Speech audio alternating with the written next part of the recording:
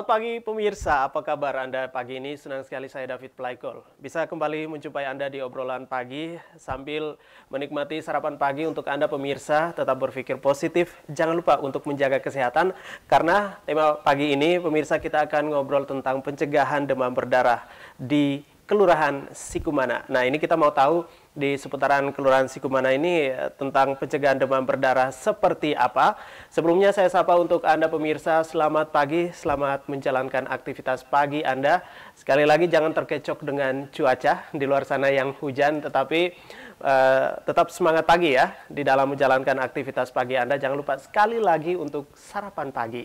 Baik, dan juga informasi untuk Anda pemirsa, di pagi ini kita bakal lebih dekat lagi dengan Kelurahan Sikumana dalam hal ini untuk pencegahan demam berdarah. Nah, ini sudah hadir bersama saya di studio AFB TV Kupang, Ibu Elda Tauk.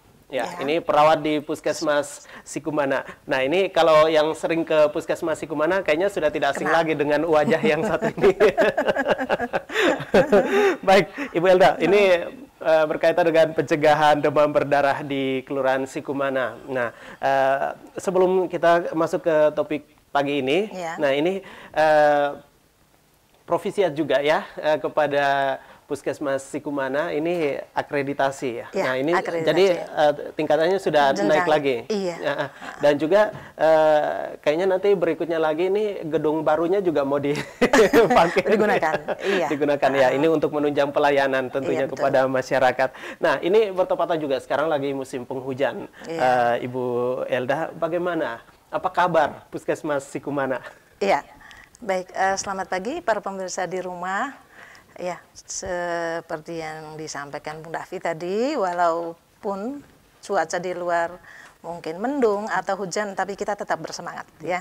Jangan terlena, karena kalau kita tidur terus, tidak bangun pagi hari ini, jangan sampai nanti rumah ditutup terus, kemungkinan nyamuk bisa ada di dalam rumah. Nah, kami pagi hari ini untuk Puskesmas Sikumana juga baik ya. Seluruhnya ya, berharap dengan kehadiran kami pagi hari ini kami sedikit memberi informasi kepada seluruh pemirsa di rumah ya, untuk kita sama-sama tahu sebenarnya demam berdarah itu apa. Oke, baik. Nah, ini pertanyaan lanjutan yang mau ditanya nih. Ini demam berdarah DBD. Ini seperti apa? Karena tidak bisa kita pungkiri juga bahwa di era zaman sekarang ini yang dikenal kalau anak muda bilang zaman now. Nah, ini untuk bagaimana orang mengenali gejala awal demam berdarah atau DBD. Nah, ini ya, ada juga yang masih belum tahu. Kira-kira seperti apa, Ibu, supaya bisa cepat untuk ditangani. Apalagi juga bahwa kita di kota, tentunya ini untuk akses kesehatan, terlebih khusus kita berbicara soal Kelurahan Sikumana, Puskesmas Sikumana ini menangani berbagai sangat banyak juga ya pustu-pustu. Nah, ini seperti apa? Baik, kami jelaskan sedikit bahwa Puskesmas Sikumana itu mempunyai 6 kelurahan. Ya, 6 kelurahan. Iya. Nah, di dalam puskesmas induknya 1, Puskesmas Sikumana dengan beberapa pustu. Pustunya ada 6. Ya. Kemudian dari 6 pustu itu termasuk puskesmas itu semuanya sudah ada kasus demam berdarah. Ya. Yang paling banyak untuk di Januari ini puskesmas Kelurahan Sikumana sendiri itu ada 3, kemudian puskesmas Kelurahan Oepura itu 3, dan beberapa kelurahan yang lain, 4 kelurahan yang lain sampai dengan pagi hari ini tadi masing-masing 1 kasus. Ya, jadi total keseluruhan itu ada 11 kasus. Ya, yang 10-nya itu sudah ada penyelidikan epidemiologi. Nanti saya jelaskan seperti apa maksudnya kalau penyelidikan epidemiologi itu. Kalau kita biasanya ada singkatan PE, ya. 10 sudah dilaksanakan PE itu, 1-nya kita mau lakukan, tapi masalahnya adalah informasi tempat tinggal yang sebenarnya ya dari klien atau kasus yang sementara kita tangani. Seperti itu. Oke, baik. Ya. Sangat menarik sekali. Jadi menangani 6 pustu, 6 pustu ya, kelurahan ya. Satu rumah puskesmas induk. Oke, ya. Baik. Nah, ini dari beberapa kasus ini berkaitan dengan demam berdarah. Tadi yang sudah dijelaskan oleh Ibu Elda sendiri. Ya. Nah, kasus ini demam berdarah ini dari pasien-pasien ini sudah ditangani ya dalam penanganan. Ya, dalam penanganan. Ya, ada yang di rumah sakit. Ya, rata-rata yang ada itu dari rumah sakit. Ya, kemudian disampaikan ke dinas terus sampaikan kembali ke puskesmas sehingga ada penyelidikan epidemiologi seperti itu. Oke, baik. Ya. Nah, sebelumnya juga ini kita mau tahu juga berkaitan dengan gejala-gejala demam berdarah itu sendiri, DBD itu sendiri, karena ini ada juga yang mungkin masih awam seputar DBD itu sendiri, Ibu Elda. Nah, ini mungkin bisa dijelaskan. Ada mungkin yang katanya cuma demam saja. Nah, ini seperti apa, Ibu? Baik, saya mungkin jelaskan sedikit. Sebenarnya ini penyakit ini bukan baru ya, karena setiap tahun selalu ada. Cuma memang pada tahun yang lalu tidak meningkat seperti yang sekarang ini. Ya, untuk gejala yang paling khas itu ya ada 2 bagian nanti yang perlu saya sampaikan di sini ya. Yang pertama ya itu demam mendadak selama 27 hari tanpa penyebab ya, itu demam mendadak dan demamnya itu demam tinggi ya, demam tinggi ya 2 sampai 7 hari dan itu naik turun ya, seperti itu. Kemudian, tapi yang pertama adalah gejala itu gejala khas dengan gejala tidak khas. Apa saja yang dimaksudkan gejala yang paling khas, yang tidak khas itu, yang tidak khas itu nyeri kepala, ya, nyeri kepala. Kemudian nyeri tulang, ya, atau persendian atau otot. Kemudian rasa lelah. Ya. Kemudian yang berikutnya, yang khas adalah suhu tinggi mendadak ya, selama 2 sampai 7 hari. Kemudian nyeri otot, nafsu makannya akan berkurang ya. Kemudian akan terjadi nyeri tenggorokan. Ya. Kemudian ada ruam. Ruam itu ada timbul bintik-bintik merah ya pada tubuh. Itu bisa iya, bisa tidak. Iya. Jadi tidak selamanya kalau tidak ada bintik-bintik itu belum tentu iya. Tetapi itu biasanya kita lakukan pemeriksaan ya. Kemudian ada perdarahan. Biasanya perdarahan itu misalnya ada perdarahan pada gusi, itu spontan, kemudian ada mimisan. Itu ya, itu yang khas seperti itu. Ya. Kemudian akan dilakukan uji tourniquet, namanya kalau pada orang dewasa atau anak-anak biasanya ditensi dulu, kemudian mungkin pernah lihat Pak David, mungkin pernah lihat seperti apa, kemudian nanti dirempelit akan keluar ruam kemerahan itu, kemudian dokter akan memeriksa dan bisa menentukan oh ini kemungkinan demam berdarah seperti itu. Baik, jadi kembali lagi Ibu, tadi soal gejala-gejala awal. Nah ini juga yang mungkin informasi menarik buat Anda pemirsa supaya bisa mengetahui beberapa gejala awal seputar demam berdarah atau DBD ya. Nah ini demam tinggi kurang lebih 2 sampai 7 hari ini demamnya naik turun dan juga ada ini gejala-gejala khas seperti nyeri kepala dan lain sebagainya, terus juga suhu tinggi, nafsu makan berkurang dan juga ini perdarahan spontan ya. Nah juga ada perdarahan itu dari gusi atau dari gusi mimisan dan juga atau mimisan. Nah ini informasi menarik buat Anda sekali lagi pemirsa berkaitan dengan tema pagi kita pencegahan demam berdarah di Kelurahan Sikumana. Dan Ibu Elda, ini informasi yang menarik sekali tentunya dan kembali lagi tentang pasiennya. Nah ini seperti yang kita tahu juga kembali lagi berkaitan dengan bagaimana dari pribadi kita sendiri untuk mau memeriksakan diri ke rumah sakit atau puskesmas dalam hal ini. Nah, dari beberapa kasus pasien ini demam berdarah ini yang paling parah tentunya, yang paling parah ya. Nah ini berapa hari baru mereka mau ke puskesmas untuk memeriksakan diri? Sebenarnya gini, kalau sudah mulai musim hujan begini, itu tidak seharusnya ya, tidak perlu kita tunggu parah, ya. Begitu anak mulai panas, orang dewasa atau anak itu segera ke puskesmas.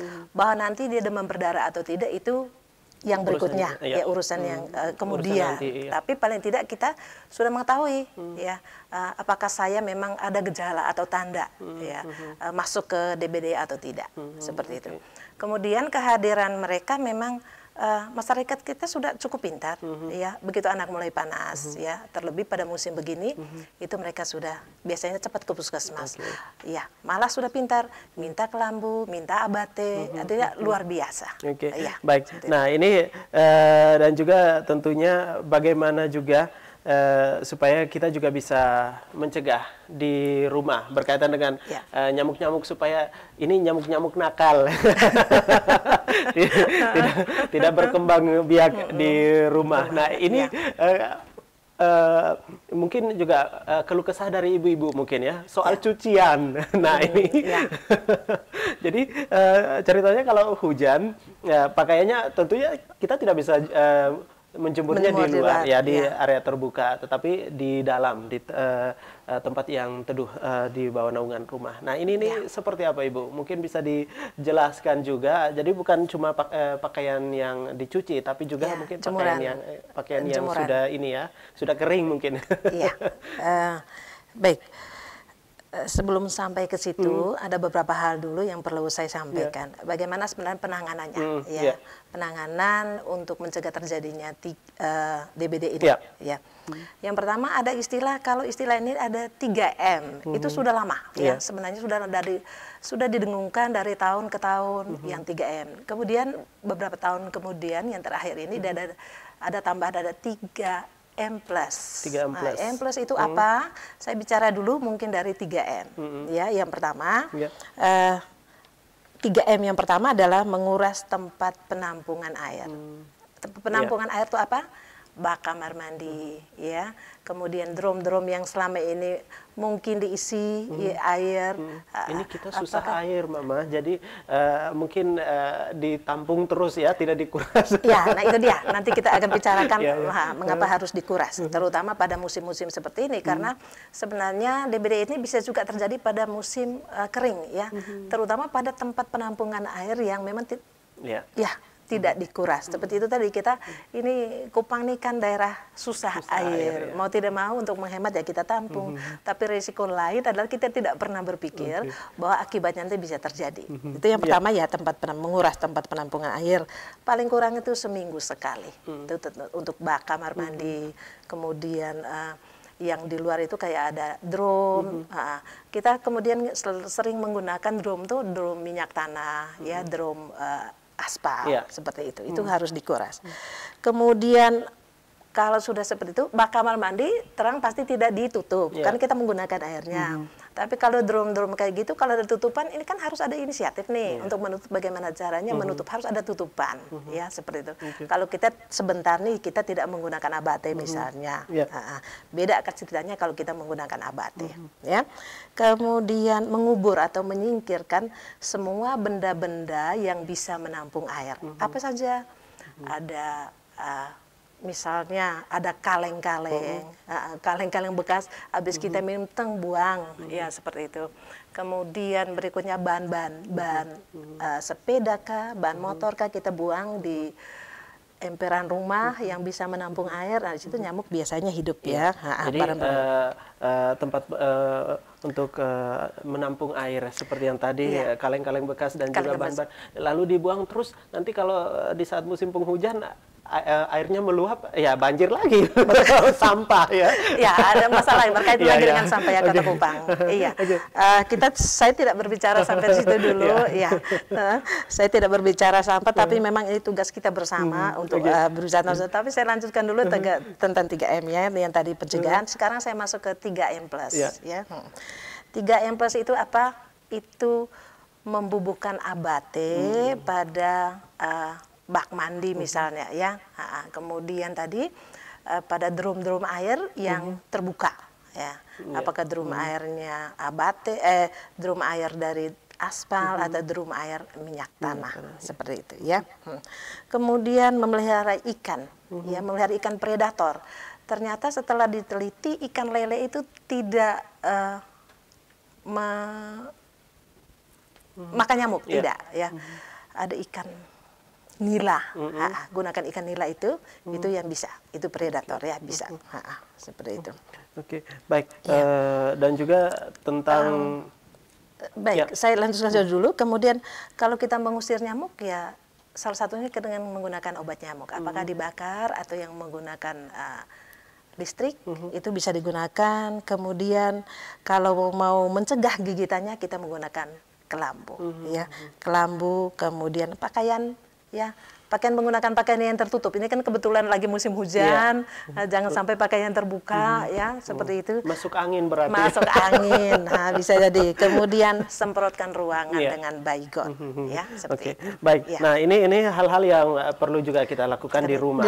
Ya. Ini untuk mengantisipasi yang namanya demam berdarah. Nah untuk kesiapan sendiri dari puskesmas di Kelurahan Sikumana sendiri seperti apa untuk menanggulangi akan demam berdarah itu sendiri, Ibu, di rumah-rumah tentunya masyarakat. Ya, di rumah-rumah. Yang pertama gini, ada kegiatan-kegiatan yang hari ini kami sudah mulai lakukan. Jadi kegiatan internal dan kegiatan eksternal. Nah ini tidak hanya satu kelurahan, tetapi ini kita keliling untuk semua kelurahan. Jadi 6 kelurahan nanti kita akan sampai semua. Ya, kegiatan internalnya yang pertama itu ada posko DBD, ya ada posko nanti. Posko ini sudah mulai dilakukan hari ini, artinya semua pasien yang datang, apakah itu anak-anak maupun dewasa, itu wajib dilakukan pemeriksaan. Yang pertama karena demam, ya itu semua, itu posko yang pertama. Dan itu ini semua kelurahan 6 itu semua nanti dilakukan di Puskesmas Sikumana, kemudian teman-teman Pustu juga melakukan hal itu, ya melakukan hal itu, kemudian posko itu nanti dari jam kita mulai kerja, ya setiap jam, setiap jam kerja. Dan kebetulan Puskesmas Sikumana ini ada rawat inap. Selebihnya dari Puskesmas Sikumana jam 7 sampai jam 14, jam 2 siang itu dilakukan di rawat jalan, ya posko itu. Kemudian selanjutnya dari jam 2 siang sampai besok pagi jam 7 itu dilakukan di rawat inap. Ya itu yang internal, ya. Ya tujuan apa? Untuk menjaring suspek. Nah, suspek yang seperti apa? Seperti panas. Juga nanti ada penyakit-penyakit lain yang berkaitan nanti akan menuju ke yang demam itu. Seperti itu. Ya. Dan untuk eksternalnya ini yang keluar ya? Untuk beberapa tempat. Baik. Menarik sekali Ibu Elda. Tapi ini tentang kesiapan tentunya dari masyarakat itu sendiri untuk menjaga kebersihan lingkungan, kebersihan diri juga tentunya itu sangat membantu juga dalam hal ini untuk mencegah demam berdarah. Dan kita berbicara seputar Kelurahan Sikumana. Nah, kalau Puskesmas Sikumana ini pekerjaannya sangat berat sekali, tetapi ringan ya, dibantu beberapa pustu. Ya, di 6 kelurahan ini tentunya informasi yang menarik sekali. Untuk jangan lupa juga mengecek apa Anda terkena demam berdarah atau tidak, terkait juga dengan gejala-gejala awal. Tadi sudah disampaikan oleh Ibu Elda bahwa ini posko sudah dilaksanakan ya. Posko DBD. Jadi silakan Anda untuk memeriksakan diri Anda atau buah hati Anda berkaitan dengan tema kita pagi ini, pencegahan demam berdarah. Tapi kita istirahat sebentar ya, Ibu, sambil Anda juga pemirsa yang mau tahu informasi selanjutnya bagaimana juga berkaitan dengan tema kita pagi ini, kami segera kembali untuk Anda, tetap di Obrolan Pagi.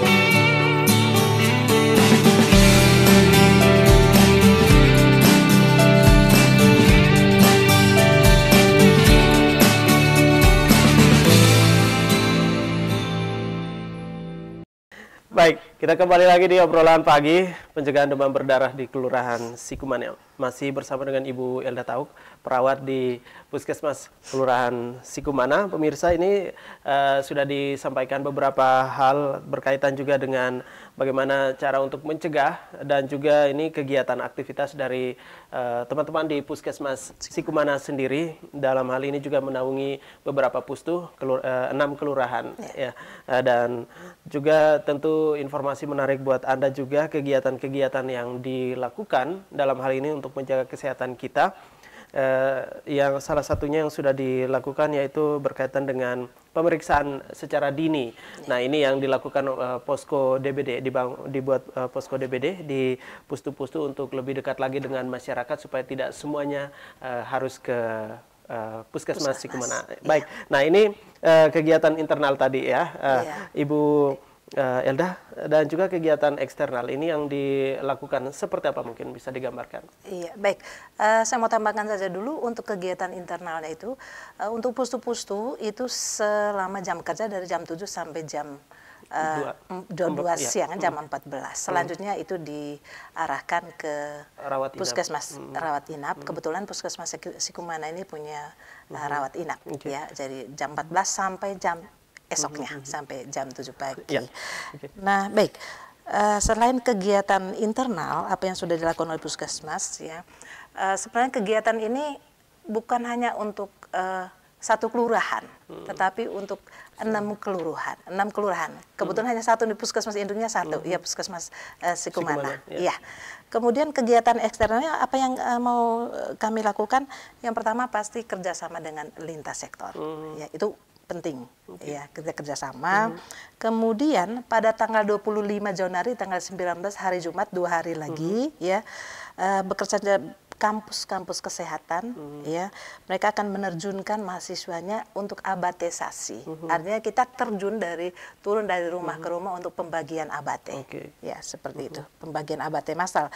Sebenarnya pembagian abate itu adalah selektif, tetapi karena semua kelurahan sudah ada kasus, walaupun baru satu, akhirnya kita harus melakukan itu adalah pembagian abatenya, pembagian abate massal, ya.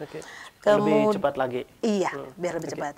Kemudian berikutnya untuk eksternal itu adalah kerjasama dengan gereja-gereja untuk mengumumkan dari mimbar pada hari Minggu tentang menginformasikan atau himbauan dari pemerintah untuk yang pertama pengambilan abate di mana, kemudian PSN, ya, untuk tadi 3M plus itu kalau bisa ya dilakukan. Ada himbauan nanti dari pemerintah. Iya. Itu baik. yang dan eksternalnya. Ya. Mungkin masih ada lagi?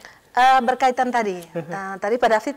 Ini satu pertanyaan yang mungkin masih menggantung. Masih menggantung. Nah, ini suka gantung-gantung soal pakaian. Nah, itu ini menggantung dan gantung-gantung ya. Iya, baik. Berkaitan dengan pakaian dan gantung-gantung. Yang pertama tadi kita sudah ketahui bersama itu kebersihan lingkungan. Ya, tadi barang-barang bekas dan lain sebagainya. Nah, kalau itu semua sudah dilaksanakan PSN-nya, jamin deh itu yang digantung-gantung juga, apalagi kalau sudah setengah kering, itu nyamuk tidak akan bergelantungan di situ lagi. Ya, selain tadi ada penggunaan abate ya buat tempat-tempat yang memang harus diberikan abate seperti itu. Nah, ini informasi juga mungkin ya Ibu soal nyamuk. Nah, ini mungkin pola pikir kita juga masyarakat awam juga berkaitan dengan pencegahan demam berdarah ini. Nah, ini ada yang berpikir juga bahwa apakah nyamuk itu kebanyakan berkembang biaknya itu di tempat-tempat yang kotor, ataukah suka berkembang biak di tempat yang bersih? Nah, ini nyamuk juga suka milih-milih, Ibu. Nah, ini seperti apa, Ibu? Iya, baik. Ternyata nyamuk demam berdarah ini nyamuk istimewa, nyamuk bersih dia ya. Nyamuk bersih luar biasa. Dia tidak mau hidup di tempat yang kotor. Ya, kenapa tadi bak-bak tempat penampungan air itu biasanya kita bersih ya. Tidak mungkin kita ambil air dari mana-mana taruhnya di situ. Biasanya di tempat-tempat bersih. Jadi hidupnya di tempat yang bersih, air-air kamar mandi, bak penampungan yang lain, itu dia hidupnya di situ. Dia tidak hidupnya di tempat ada penampungan yang ada lumpur apa itu tidak. Ya, seperti itu. Baik, dan juga ini sesuatu hal yang juga biasanya lakukan, kesiapan juga dari Puskesmas sendiri. Nah, ini di bawah naungan juga Dinas Kesehatan. Nah, ini penyemprotan. Nah, ini dikasih asap seperti itu. Oh iya, nah iya, baik. Apakah perlu? Ya, apakah perlu? Nah, ini juga gitu. satu pertanyaan nih. Apakah perlu melakukan pengasapan atau fogging ya istilahnya seperti itu? Itu ada syaratnya. Kalau kita melakukan fogging itu ada syarat, tidak hanya sekedar kita, oh ya, lakukan fogging asal masyarakat minta atau silakan. Karena yang pertama itu biaya sangat tinggi. Ya, sebenarnya pencegahan demam berdarah itu yang paling hasilnya maksimal adalah dengan menggunakan PSN, ya 3M tadi dengan 3M plus. Kalau itu seluruh masyarakat Kota Kupang nih atau warga kelurahan ya, terutama di 6 kelurahan yang di bawah naungan Puskesmas Sikumana sudah melakukan PSN, jamin itu tidak akan pernah ada lagi ya demam berdarah seperti itu. Fogging itu tadi kalau memang setelah dilakukan di beberapa kelurahan itu ada kasus, kemudian ada penyelidikan epidemiologi, apa itu istilah PE yang kita punya, bukan PE tapi PE, penyelidikan epidemiologi itu apa nanti saya jelaskan. Kalau memang ditemukan kasus itu bersifat baru emergensi ya. Iya, itu kalau perlu sekali. Nah, ini contoh gini. Kalau Kelurahan Sikumana nih ada 3 kasus. Nah, 3 kasus itu kemudian ada dilakukan penyelidikan PE namanya, dilakukan penyelidikan epidemiologi, ditemukan lagi ada 3 atau lebih kasus baru ya, lebih 3 atau lebih kasus baru, maka kemungkinan akan dilakukan fogging. Jadi ada syarat seperti itu. Jadi tidak sekedar untuk fogging, ya? tidak sekedar untuk penyemprotan. Baik. Seperti itu. Ya. Kemudian tambahnya adalah jentik. Jentik itu biasanya kalau masyarakat umum biasanya ulat kecil ya, ulat kecil. Tapi istilah di medis, istilah kedokteran adalah jentik itu dari beberapa rumah yang dikunjungi, karena itu radiusnya ya, dari tadi yang si sakit, radius PE-nya itu harus 100 meter ya, 100 meter itu yang harus kita PE. Kalau ditemukan jentik lebih dari 5%, itu juga bisa dilakukan fogging. Baik. Itu. Nah, ini juga pemikiran awam ya. Tadi sudah disinggung. Ini satu pertanyaan sebelum kita masuk ke epidemiologi. Nah, ini contoh di saat kalau satu rumah, nah ini rumahnya jarak juga tidak terlalu jauh. Nah, di rumah yang satu ini sudah melakukan PE ya, untuk penyelidikan epidemiologi ya. Pokoknya membersihkan segala sesuatu untuk mencegah yang namanya demam berdarah. Tetapi yang di satu rumah ini belum. Nah, apakah itu juga bisa imbas juga ke rumah yang sudah bersih itu? Itu bisa, ya. Maka dari itu memang untuk PE tadi kita kelilingi 100, radiusnya dari 100 meter, mencari tahu nih, ada tidak lagi yang itu. Nah, kalau itu belum, masih ada satu kemungkinan dia bisa ke yang rumah tadi yang sudah bersih sekali. Karena ini yang menjadi salah satu pemikiran juga bahwa ini kok di rumah saya sudah bersih semuanya, tapi kok di dalam rumah salah satu anggota keluarga terkena DBD. Nah, ini mungkin juga salah satu penjelasan yang menarik juga, bahwasanya bukan cuma untuk kita juga, tetapi kita juga memberitahukan kepada tetangga sekitar juga berkaitan dengan pencegahan demam berdarah ini ya, Ibu Elda, supaya tidak ada yang santai kayak di pantai. Nah, kembali lagi tentang epidemiologi, mungkin bisa dijelaskan sebentar. Apa itu penyelidikan epidemiologi? Kalau kita istilahnya PE, tapi sebutannya halus nih P dan ya, bukan PE. P titik E. Ya, PE. Itu manfaatnya apa? Untuk konfirmasi nih, ada kasus baru tidak di daerah sekitar itu. Kalau misalnya ini satu rumah sudah ada kasus, kemudian biasanya teman-teman yang lapangan itu ada penyelidikan kasus lagi untuk di daerah sekitar yang radiusnya 100 meter. Rumah muka belakang samping kiri kanan itu dicari tahu. Ada tidak kasus baru di situ? Itu namanya penyelidikan epidemiologi ya. Baik. Ibu Elda, di Puskesmas Sikumana sendiri sampai sejauh ini kita tahu bersama juga tadi seperti yang tadi digambarkan kembali lagi bahwa kasus demam berdarah ini ada beberapa kasus 6 ya. 11 kasus ya. 11 orang yang sudah terkena demam berdarah. Ya. Nah, mungkin juga kesadaran dari masyarakat sendiri. Seperti yang tadi untuk gejala-gejala awal, seperti yang sudah disampaikan, ini sebagai himbauan saja kepada masyarakat. Kira-kira seperti apa Ibu? Supaya tidak berpangku tangan. Iya, himbauan yang pertama adalah lakukan PSN. PSN apa tadi? Ya, itu ada 3M ya, 3M. Ya. 3M, ya, 3M dengan 3M plus. Ya. Itu saya kira saya sudah sampaikan tadi.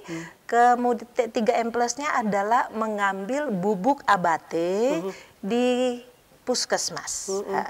Kemudian yang tadi sudah saya sampaikan bahwa ada mobile nanti ya untuk pembagian abate mulai hari ini. Kita akan jadwalnya sudah ada. Itu sudah ada jadwal di Puskesmas Sikumana untuk hari ini untuk semua kelurahan. Itu semua kelurahan. Jadi bubuk abate itu. Selain lakukan 3M tadi. Ya. Baik, dan juga ini informasi menarik sekali, tapi ini mungkin di menit-menit terakhir ya untuk kita di obrolan pagi ini. Ada juga pertanyaan berkaitan dengan DBD. Nah, ini nyamuk tentu ini membawa penyakit.